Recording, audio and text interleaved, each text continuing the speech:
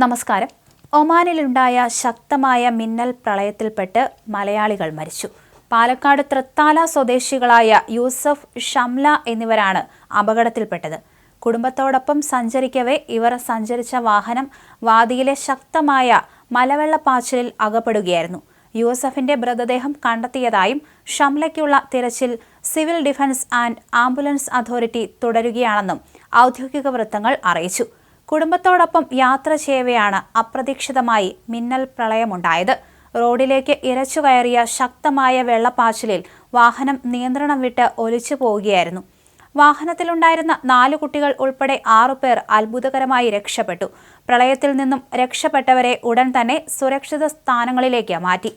അപകടം നടന്ന ഉടൻ തന്നെ ഒമാൻ പോലീസും സിവിൽ ഡിഫൻസ് വിഭാഗവും സ്ഥലത്തെത്തി രക്ഷാപ്രവർത്തനം ആരംഭിച്ചിരുന്നു.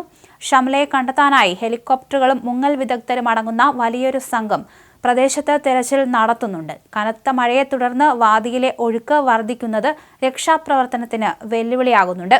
കഴിഞ്ഞ ഏതാനും ദിവസങ്ങളായി ഒമാന്റെ വിവിധ ഭാഗങ്ങളിൽ ശക്തമായ മഴയാണ് പെയ്യുന്നത്. താഴ്ന്ന പ്രദേശങ്ങളിൽ താമസിക്കുന്നവരോടും വാദികൾ മുറിച്ചു കടക്കുന്നവരോടും ജാഗ്രത പാലിക്കണമെന്ന് അധികൃതർ കർശന നിർദ്ദേശം നൽകിയിട്ടുണ്ട്.